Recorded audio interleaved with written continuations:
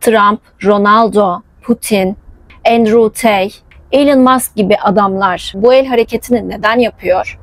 I read on an article about when people, there's certain hand gestures they do that dominate the room. Hatta ki eski Alman Başkan Merkel bu hareketi o kadar çok sık kullanıyordu ki hareketin ismi Merkel Diamond bile olmuştu. Aklınıza ne geldiğini tahmin ediyorum. Bu insanların gizli bir topluluğa üye olduklarını belli etmek için kullandıkları gizemli bir sembol olduğunu düşünüyorsunuz bu hareketin. Ama bu hareketin anlamı ve etkisi düşündüğünüzden çok daha farklı.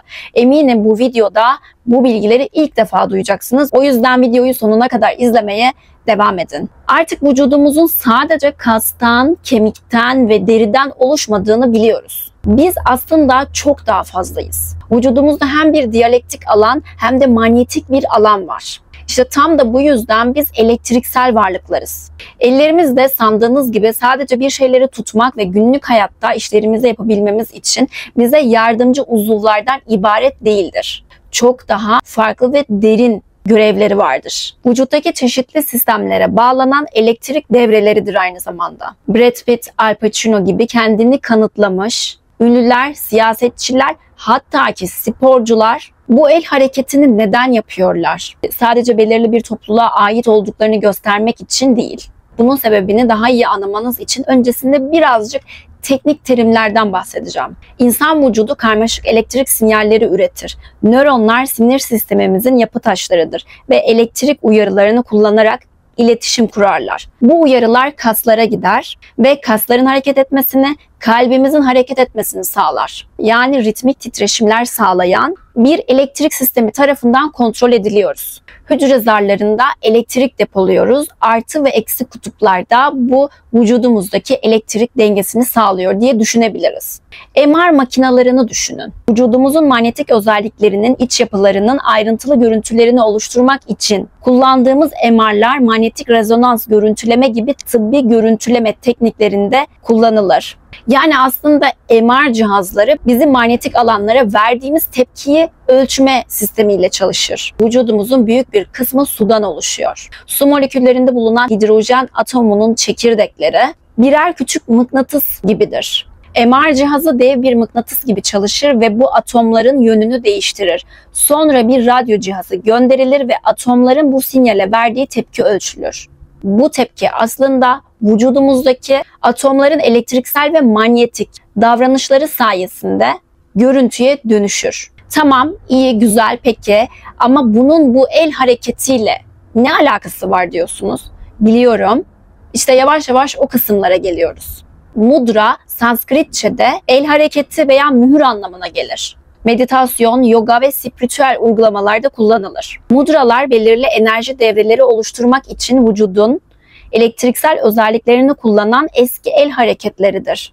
Ellerinizi belirli bir mudrayı oluşturmak için yerleştirdiğinizde vücudunuzdaki elektriksel ve manyetik alanlar fiziksel ve zihinsel durumunuzu etkileyecek biçimde hizalanır. Çeşitli alanlarda etkili şahsiyetlerin bu el hareketlerini kullanması vücuttaki elektronların belirli bir devrede akması için bir yol yaratmış olur. Yani bu hareket sadece bir sembolizm değildir. Onun çok daha ötesindedir. Birçok mudra vardır ama bana bu videoyu yaptıran bu mudranın ismi Uttara Boti mudrası. Uttara ve Boti olmak üzere iki kelimeden oluşan Sanskritçe bir kelimedir. Uttara yukarı, Boti ise uyanışa daha yakın anlamına gelir. Dolayısıyla Uttara Boti mudra enerjinin yukarı doğru hareketini ifade eder. Bu hareket aklın veya bilincin uyanmasına yol açar. Dolayısıyla bu mudra aydınlanmanın mudrasıdır. Budizm'de de bu el hareketine çok fazla önem verilmiş ve Buda'da meditasyonlarında bu el hareketini sıkça kullanmış. Yüksek farkındalığa erişmek isteyen bir insan bedenindeki elektriksel bağlantının da farkında olan ve onu yönetebilen insandır aslında. Ve araştırdığım kadarıyla bu mudralar rastgele hareketlerden oluşmamışlar. Gayet de bilinçli şekilde yapılandırılmışlar. Vücutta enerji devreleri oluşturmak için belirli parmaklara dokunmayı ve bunları belirli hizalamalarla tutmayı içeriyorlar. Peki bu el hareketleri nasıl çalışıyor ve bunun arkasındaki bilimsel temel nedir? Az önce de belirttiğim gibi vücudumuz yoğun bir elektriksel ağ ile çalışır. Belirli parmakları birbirine dokundurduğumuzda vücutta enerji akışına izin veren kapalı bir devre yaratırız. Bu devreler beynin belirli bölgelerini etkinleştirebilir veya tam tersi olarak devre dışı bırakabilir. Nefes alma, odaklanma ve duygusal durumu değiştirme gibi etkileri de vardır. Örneğin Gyan Mudra'nın konsantrasyonu ve farkındalığı fizyolojik açıdan arttırdığı bilinmekte.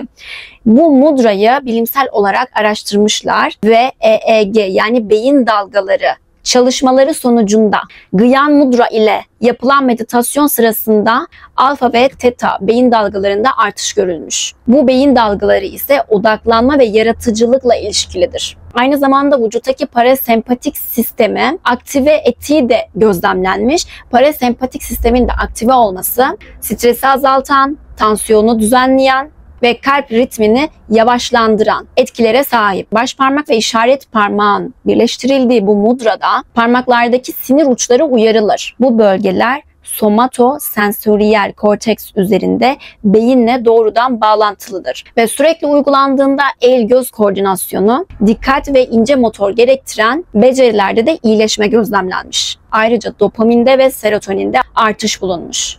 Bu da duygusal dengenin düzenlenmesi, daha kaliteli bir uyku ve mutluluk haliyle ilişkilidir. Bilimsel bir bakış açısına göre mudraların etkinliği cildin karmaşık yapısında kök salmıştır. Parmak uçları, sinir uçları ve duygusal reseptörler açısından zengindir. Bu sinir devrelerini harekete geçirerek beyne belirli sinyaller gönderir. Böylece istenen tepkileri tetikler. Parmakların dokunuşu vücudun işlevlerini uyumlu hale getiren, farklı notalar çalan iyi ayarlanmış bir orkestraya benzer. Ancak bu mudraların etkisi sadece içsel değildir. Aynı zamanda dışsal etkiler de yaratır. Örneğin el sıkışma. El sıkışma hareketi bağlantı ve anlaşmanın evrensel bir simgesidir. Sosyal sembolün ötesinde bu eylem bireyler arasında elektromanyetik enerjinin ince bir şekilde değiş tokuşunu sağlayan fiziksel bir bağlantı yaratır. Bu nedenle mudraların uygulanması saat ritüelistik sembolizmin ötesine geçer. Vücudun hangi parmaklara dokunacağını ve bunları nasıl hizalayacağını bilerek vücudun doğal elektrik devrelerini harekete geçiren bilimsel olarak temellendirilmiş tekniklerdir. Yani vücudumuzdaki hem fiziksel hem de mental alanları düzenler. El mudralarının gücü sadece mistik ezoterizmle dayanmaz. Aynı zamanda insan vücudunda ciddi şekilde fizyolojik etkiler de bırakır. Tekrardan Uttara Bodhi mudrasına yani başarı mudrasına dönecek olursak artık günümüzde de güç sembolü haline gelmiştir. Siyaset, eğlence sektörü hatta spor alanında birçok ünlü kişinin ekranlara çıkıp da bu hareketi yaptığını biliyoruz. Bu hareketin arkasındaki sır ne? Neden bu kadar başarılı insanlar tarafından bu kadar benimsendi? Bu hareketin neden bu kadar güçlü olduğu az önce de anlattığım üzere vücuttaki enerji dengesinin hizalanmasıyla alakalı. Bu hareket vücuttaki enerjinin yukarıya doğru hizalanmasını teşvik eder. Bilimsel olarak da biliniyor ki bu beynin yönetici merkezlere odaklanma, karar verme ve entelektüel berraklığı arttırıyor. Ronaldo'nun da maç öncesinde yaptığı ritüellerinin bir parçası. Başkan Putin'in de önemli toplantılar öncesinde yine bu hareketi yaptığı görünüyor. Bu videoda buraya kadar izlediyseniz artık biliyorsunuz ki bu hareketi sadece estetik göründüğü için veya belirli bir topluluğa selam çakmak için yapmadıklarını öğrendik. Bu mudra üzerinde yapılan araştırmalar gelişmiş, biliş ve duygusal kontrol ile ilişkili alfa ve beta beyin dalgası aktivitelerinde bir artış olduğunu ortaya koydu. Ve artık birçok başarılı birey bu hareketi yapmaya başladı ve onlarda gelişmiş bir özgüven duygusu geliştirdiğini ifade etti. Peki neden bu mudralar uzun bir süre bir sır olarak saklandı ve sadece ezoterik çevrelerle sınırlandırıldı? Ama artık bu bilgiler sır değil, bilim ve ezoterizm arasında köprüler gelişmeye başladıkça artık biz bu tarz daha antik ve eskilerde kalmış bilgileri bilim temelli oturtabiliyoruz ve hayatımıza katmaya çalışıyoruz. Başarılı kişilerde sıkça gördüğümüz bu hareket kendi aralarında bir avantaj elde etmek için zihinsel ve duygusal bir araç olarak benimsenmeye başladı. Artık bu hareketler ve bunun gibi kadim bilgiler sadece seçkinlere özel değil, araştıran, sorgulayan ve bilmek isteyen birçok kişinin de hayatına katacağı pratik bilgiler. Ve bunun gibi bilgileri öğrenmek istiyorsan kanalıma abone olmayı ve videomu beğenmeyi unutma.